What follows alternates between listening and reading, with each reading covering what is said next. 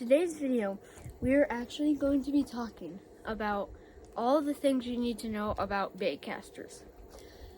And now, if you're brand new to fishing and stuff, I would not suggest using one of these. This is the hardest reel to use. I would suggest you use one of these. This is not actual size. I have mini rods of everything, but this is called a button rod. So all you do is literally press this button and cast.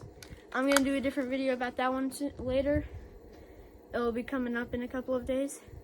But once you get past this one, there's three types of rods.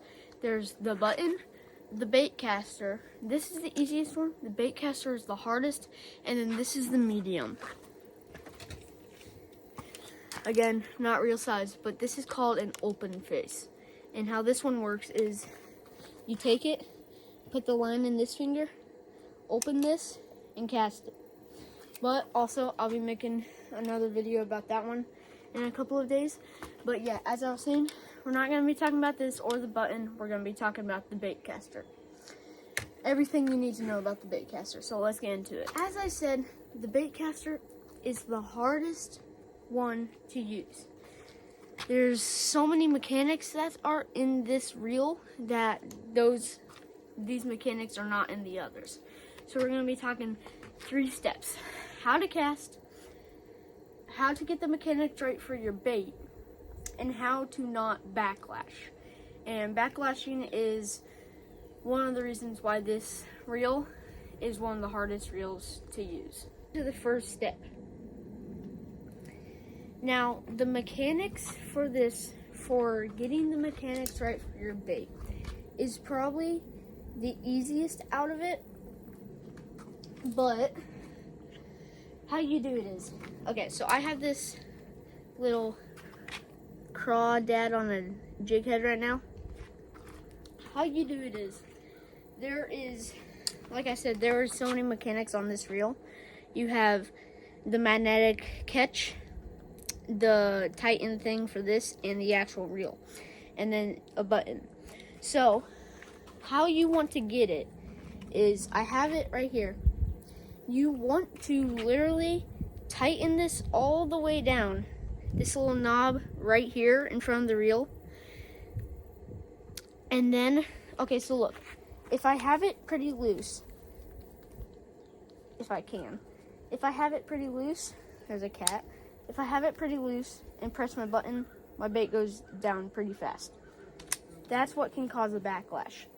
But if you tighten it all the way and get it, so yeah, like I said, if you tighten it all the way, could you stop meowing? So yeah, as I was saying, because the cat won't stop meowing, you press the button, it won't go down. So you are going to loose this until it starts moving down just a little. If it moves down too fast and backlashes, I'll tell you how to get that backlash out. But so here, I'll do it again. Tighten it all the way to where your bait doesn't move. Loosen it just a little until you want it to where it falls about a foot per second. That was a little too much, and like I said, I got a backlash right there. But yeah, you want it to fall, and if that happens, just tighten it up a little. You want to fall about a foot per second. So right there, and see, no backlash. There's no line tangled up here. So now that you got that to where it falls around a foot per second, like this, you are going to want to, so yeah, once you get that done, you're going to want to learn about this. And now, since you got that done, let's go to the second part of this video. The second part of this video is going to be actually casting this reel. And how you cast it is, so we're looking on this side right next to the reel. How you're going to cast it, you're going to go to the other side and you should see this. there's two different types of bait casters. There's either this one where you can just see it, or there's one where you have to pop a piece off right here and then you can do it. But this is your magnetic catch, I'm pretty sure it's called. But basically, it's going to depend on you. If you cast it, if the higher it is, if you cast it, the higher it is, there's a less chance of it backlashing. Like, okay, what I say is going around that halfway range. But for example, I have 12 numbers here. Say I tighten that all the way and I cast it. It backlashes a little. Sometimes it doesn't do that, but sometimes it will. It backlashes a little, but most of the time it won't.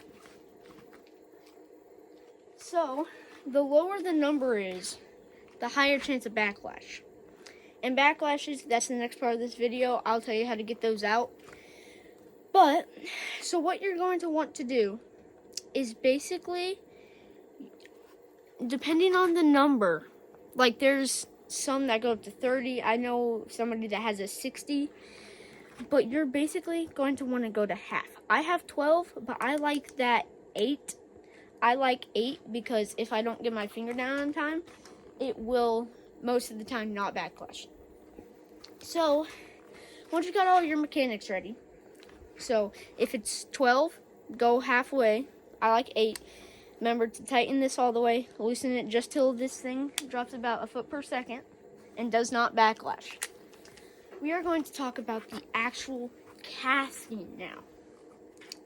And how we cast here, I'll move you guys back a little. How we actually cast is it's kind of like a button. You're going to put your hand on the button right here. So this button goes up and down. You're going to push that down and immediately put your finger on the line. And then to actually cast, you're going to want to let go of that, and then literally right before it hits the water, or in this case the ground, you want to put your finger back on that line. And I'll show you guys a video right now. Okay, as you can see here, my finger is on the button and the line, and I'm getting ready to cast. I let go of the line when I want to cast it, and it's about to hit the water, and when it hits the water, I immediately put my finger on it. You can see right there. But if you don't do that, there's a really high chance that you'll backlash. So now that I just explained how to actually cast with putting your finger on the button and then letting go and then putting back on, I'm going to show you guys the actual casting form that you should start off with. So I call it the loop. So basically what you're going to do is just bring your thing and loop it. So you can practice. It's just, you're making an O. So you can see, yeah, I'm doing it in slow-mo. My rod is going up, over, and then this is when I would cast right here. So I just go. And that's literally all you do. And I'll show you a couple of casts. You just go. And honestly, once you get the hang of a bait caster,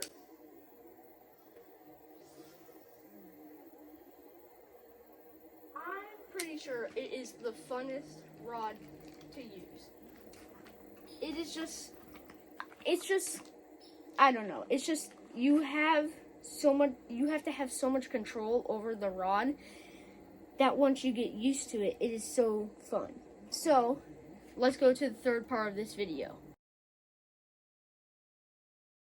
Last part of this video, I'm going to show you guys how to get rid of those backlashes. And I'll show you what a backlash looks like right now. Backlash. You see how all my line is like messed up? This is not a major one, but it is definitely one. So what you're going to want to do is have your button down. Put pressure on it with your right thumb and just pull gradually with your left hand until you will start to see those loops disappear, and bam, backlash is gone. Now, if you have, and then you grab the line, put it in your left hand, hold it tight, and then just reel. Now, if you have a major one, you're going to want to pull. It'll sometimes get tangled up. You're going to want to pull all of that line out, and then it should be able to pull out. But backlashes, everybody thinks they're hard and they look terrible. It's either a backlash or a bird's nest. I don't care what you guys call it. I call it backlash. But everybody thinks they're hard to get out and they're terrible. Yes, they can be. I have had to cut my entire spool out once. But if you can figure out how to not backlash, and if you do backlash, actually get that backlash out, baitcasters are so gosh darn fun. I want to buy 10 more right now. But that is my guide to baitcasters. Comment if I missed anything. Don't forget to like, subscribe, and share. See you guys in the next one.